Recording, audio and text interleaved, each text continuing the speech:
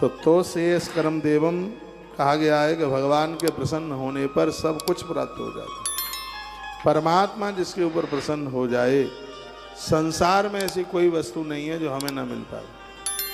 तो ऐसे काम कीजिए जिससे भगवान प्रसन्न हो। लिंगम शिवम तथा पुष्पम अखंडम तंडुलम तथा। भगवान के ऊपर कभी टूटा हुआ चावल नहीं चढ़ता, अखंड शब्द लिखा है। भगवान के ऊपर पानी में डूबता हुआ फूल नहीं चढ़ाया जाता। तो ऐसा नहीं बर्फ की सिल्ली के ऊपर रखा और उसमें पानी टपक रहा है, नहीं, फूल गीला नहीं हुआ, सूखा नहीं हुआ, पानी नहीं टपक रहा हो।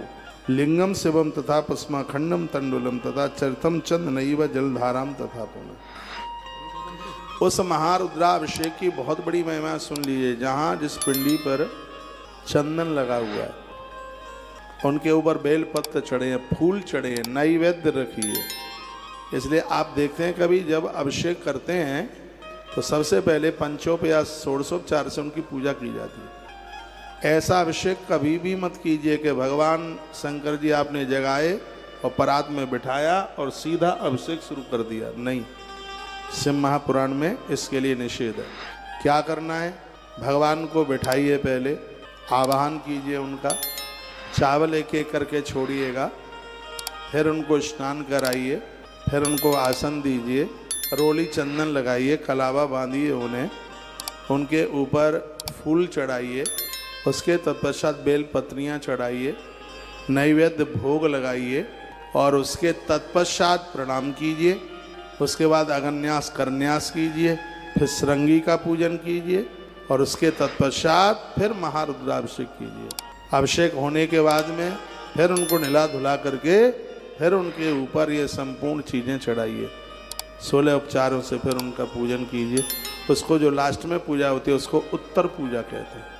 तो उसी बात का वर्णन किया गया। लिंगम शिवम तथा पुष्पम अखंडम तंडुलम तथा चर्चितम चंदनैव जलधारा तथा पुनः। भगवान को जिस समय चंदन भी लगा हो, उनके ऊपर चावल भी चढ़े हुए हैं, फूल भी चढ़ा हुआ हो, उसके बाद क्या, जलधारा तथा पुनः, उसके बाद जलधारा के द्वारा आप शिव का अभिषेक करते हैं।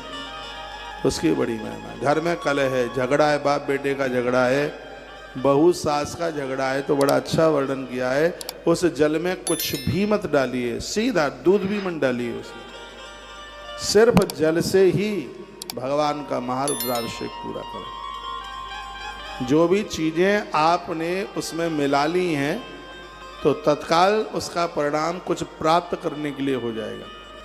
जैसे आपने तेल मिला लिया, उसमें अभिषेक किया, तो इसके 2 प्रभाव हैं। क्या क्या प्रभाव हैं? काली सरसों के तेल से आपने अभिषेक किया तो रोग खत्म होगा। पीली राई जिसे बोलते हैं, उससे यदि आपने अभिषेक कर दिया तो दुश्मन समाप्त हो जाएगा, पक्का है, इसमें कोई बनावटी बात नहीं। गन्ने का रस मिला लिया, घोर गरीबी खत्म हो जाएगी। दुर्वा का रस बना लिया, बृहस्पति की तरह विद्वान हो जाओगे। कनेर के फूल का रस मिला लिया तो इसमें भी जो हमारे दुश्मन की जो वृत्ति ठीक नहीं है हमारे प्रति, वो समाप्त हो जाएगी।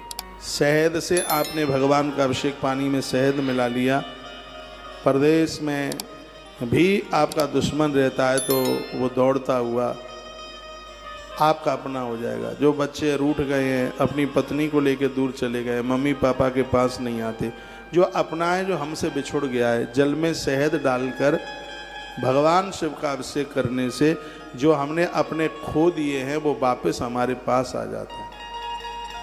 लेकिन घर में जब कोई कलह है, कोई झगड़ा है, कोई बनती नहीं है, तब पानी में कुछ नहीं डाला जाता।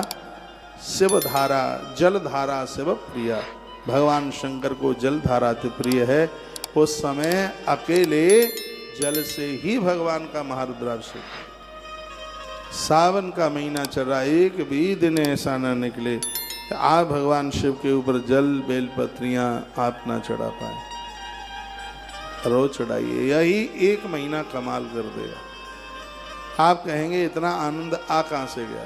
आनंद बाजार में नहीं मिलता, आनंद अंदर से प्रकट होता है। भगवान का एक नाम आनंद है। जिस समय आप भगवान से जुड़ जाओगे तो भगवान ही आनंद बनकर आपके घर आ जाएगा। नंद के आनंद भयो, जय कन्हैया लाल की। नंद के कृष्ण भयो नहीं, नंद के आनंद भयो। जिस समय तुम्हारे जीवन में आनंद प्रकट होता है वो आनंद कोई नहीं, और तुम्हारे जीवन में भगवान ही तुम्हें सनाथ करने के लिए आए।